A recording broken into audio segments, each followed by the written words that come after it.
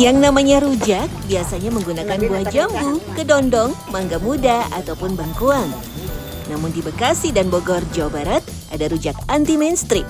Buahnya nggak biasa diolah jadi rujak. Kira-kira buah apa aja ya? Kita cobain ya. Buh, buh, kacak, mantap banget, pahit.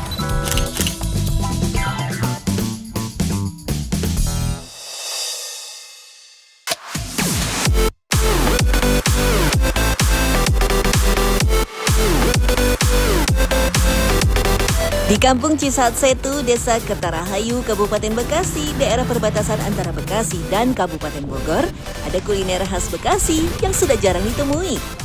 Ya, rujak salak, buah yang biasanya dimakan langsung atau dijadikan manisan, di sini malah dibuat rujak. Dulu rujak salak adalah camilan warga Cisaat Setu, tapi sekarang jadi langka karena kemajuan kuliner modern. Ma Ambre masih setia membuat rujak salak.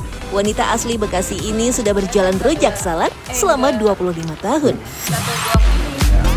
Awalnya Ma Ambre hanya berjualan buah salak saja, namun ada pelanggan yang ingin makan salak dengan cara yang berbeda.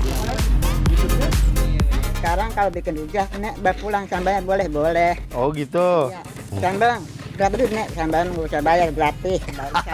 Balik salaknya aja bayar ya gitu. Iya, sambal nggak usah bayar gitu. Tuh. Akhirnya Ma Ambre membuat sambal racikannya sendiri. Dulu bumbu rujaknya terbuat dari cabai rawit ulek yang ditambah kecap dan garam. Karena banyak yang gak suka manis, Ma Ambre membuat sambal rujak yang baru. Tak lagi menggunakan kecap atau bahkan gula merah seperti rujak pada umumnya. Enggak enak katanya manis.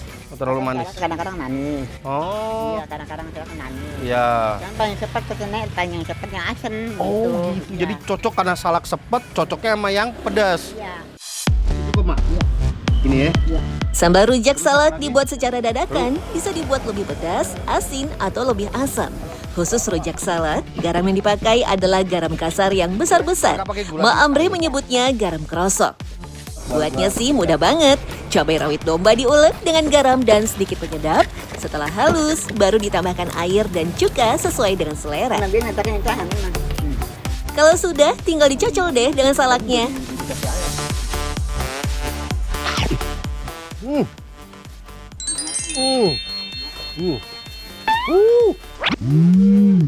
Pedas.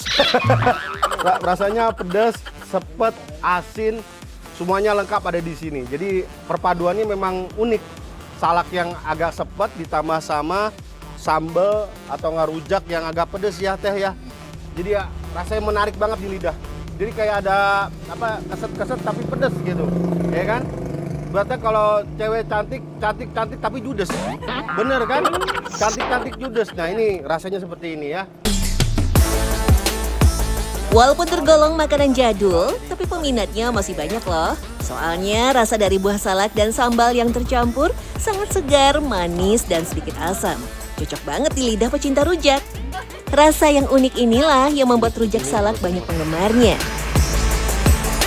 Rasa unik dari rujak salak juga disebabkan karena salak di Kampung Cisaat Setu Bekasi berbeda dengan salak pondoh maupun salak condet. Karena cenderung memiliki rasa yang manis jika sudah tua atau matang sempurna. Daging buahnya pun padat dan kering, berbeda dengan salak jenis lain yang lebih berair. Wilayah Desa Kertarahayu sendiri termasuk dalam zona hijau, sehingga jauh dari kebisingan pabrik, polusi udara, dan bangunan tinggi. Tak heran kalau di kampung ini banyak perkebunan salak dan tanaman buah-buah yang sudah mulai langka seperti buah kecapi dan juga buah bacang pun tumbuh subur. Hampir setiap bulan warga setempat biasa panen salak, walaupun hasilnya tak terlalu banyak. Ada sedikitnya 20 hektar kebun salak yang tumbuh liar di kebun-kebun warga. Nah, kalau salaknya mau mateng gini caranya gimana, Pak? Buat motongnya itu nggak mungkin pakai tangan kan? Lecet kita. Saya biasanya pakai tangan. Buset debus. Oh iya.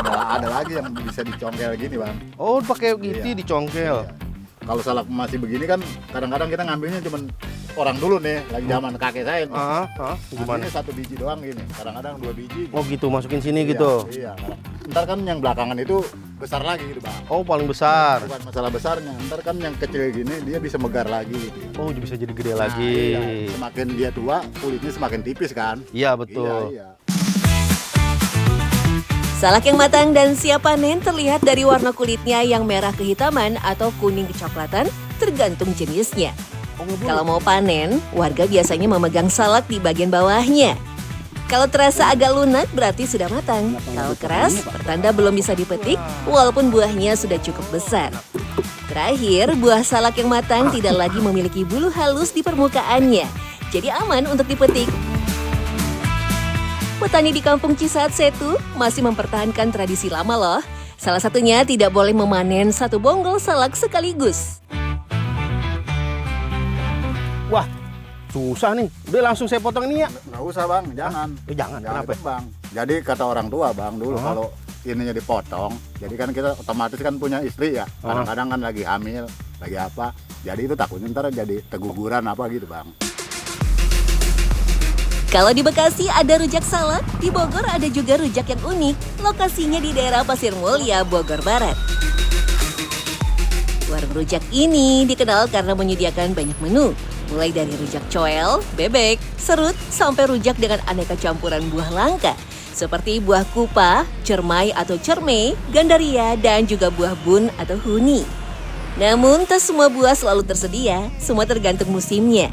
Nah, kalau akhir tahun seperti sekarang, yang banyak itu buah buni dan juga buah cermai.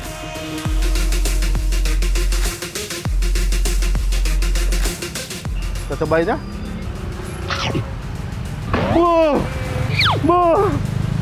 Kat. Mantap banget, pahit.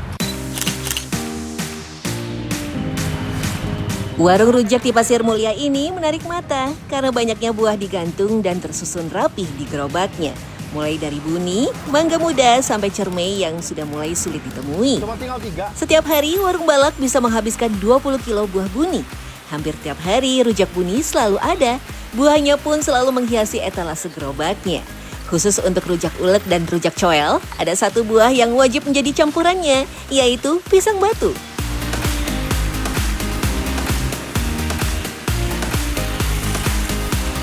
Kenapa kalau misalkan saya ngelihat rujak, selalu ada pisang batunya? Ini fungsinya buat apa sih? Ya, kan rujak asam tuh, asam manis, biar nggak sakit perut, ada rasa sepetnya gitu. Oh gitu. Biar ada rasa sepet-sepet gitu. Nah terus kenapa kok rujak, kalau rujak kayak ini pisang batunya diulek sama bumbu, kenapa? Nah, biar halus. Ini keras juga ini ya? Ya, biar keras. Itu keras kan pisang batunya. Pisang batu memang rasanya sepet, namun memiliki kandungan zat tanin yang cukup tinggi. Fungsinya untuk menetralkan rasa asam dari buah dan pedas dari cabai. Sehingga dapat menguatkan lambung dan mencegah sakit perut. Selain itu, teksturnya yang lebih renyah juga menambah sensasi kenikmatan saat makan rujak. Rujak yang paling klasik dan masih eksis sampai sekarang adalah rujak bebek. Jenis rujak yang proses pembuatannya dengan cara menumbuk semua buah sampai lumat atau halus menggunakan lumpang dan alu. Nah ini gini, ini ditutup begini. Nah, proses penumbukan ini menghasilkan suara bek yang berulang. Dari sanalah nama rujak bebek lahir. Kayaknya sih gampang, padahal pegal juga ya. Cuman ada fakta menarik dari rujak bebek ya. Kalau rujak bebek itu sangat berarti bagi masyarakat Jawa, terutama ketika lagi ada tradisi 7 bulanan. Nah, di tradisi 7 bulanan ini pasti ada makanan rujak bebek. Katanya dipercaya rujak bebek ini bisa menentukan jenis kelamin dari si jabang bayi nih. Kalau misalkan asin, itu tandanya nanti anaknya perempuan. Sedangkan kalau pedes, anaknya bisa jadi laki-laki ya. Rujak termasuk salah satu kuliner tertua di Nusantara, bahkan sudah ada sejak zaman Kerajaan Mataram. Proses pembuatan rujak dari buah-buahan segar yang ditumbuk dengan bumbu asin, manis, pedas, gurih, dan asam merupakan simbol campuran berbagai aspek dalam hidup manusia. Kini, rujak jadi salah satu cara untuk memenuhi kebutuhan asupan buah karena menggabungkan beragam buah segar yang kaya akan vitamin, mineral, dan serat dalam satu sajian.